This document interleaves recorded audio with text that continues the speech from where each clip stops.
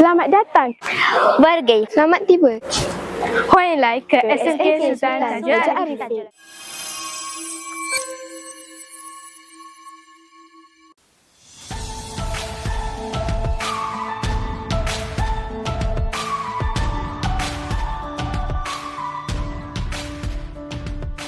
Kepada adik-adik darjah 6 yang bakal melangkah ke alam sekolah menengah dan juga pelajar-pelajar yang mahu berpindah ke SMK Sultan Taja Arifin, korang nak tahu tak apa yang menarik dekat sekolah ni?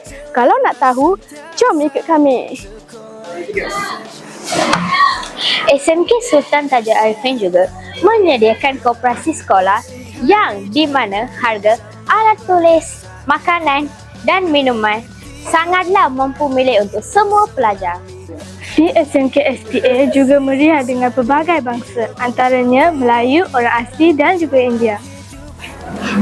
தங்களுக்கு தெரிய வேணும் என்றால் SMK Sultan Taja Arifin பல விதமான கோகரிக்குலம் குழு ரொம்ப இன்ட்ரெஸ்டிங்காகவும் ஆக்டிவாகவும் இருக்கிறது. யூனிஃபார்ம் குழுக்களில் PBSM, Pengakap, KRS, Cadet Polis, KASPA, Pandu Putri, Putri Islam மற்றும் பொம்மை போல் பலவித தேர்வுகள் இருக்கிறது. அப்போ நீங்க எதை தேர்வு செய்ய போறீங்க?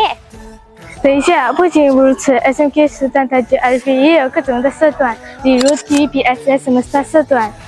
如果有谁对当记者、摄影师、拍照师或演员有感兴趣的，都欢迎加入我们的团队，说不定你们还有隐藏的才能呢。 Nak beruniform dah, kelab persatuan pun dah. Cik Iwet ni kelab permainan pula. Ku SMK Sultan Taja Arifin adik mengioi kelab permainan yang aktif. Antaranya kelab bola jaring, bola sepak, frisbee dan chess.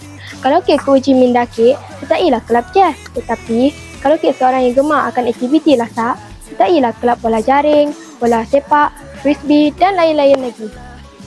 Itu sahaja untuk video kali ini. Dengan itu bermulalah lembaran baharu sesi persekolahan kita. Sekolah ini bukan sekadar bangunan, tetapi tempat idea berkembang, bakat diasah dan kejayaan dibina.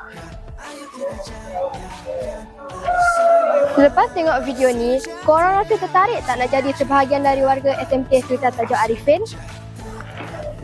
Kami dan TVPSS Semesta menyusun sepuluh jari meminta ampun jika ada salah dan silap semasa video ini sedang berlangsung.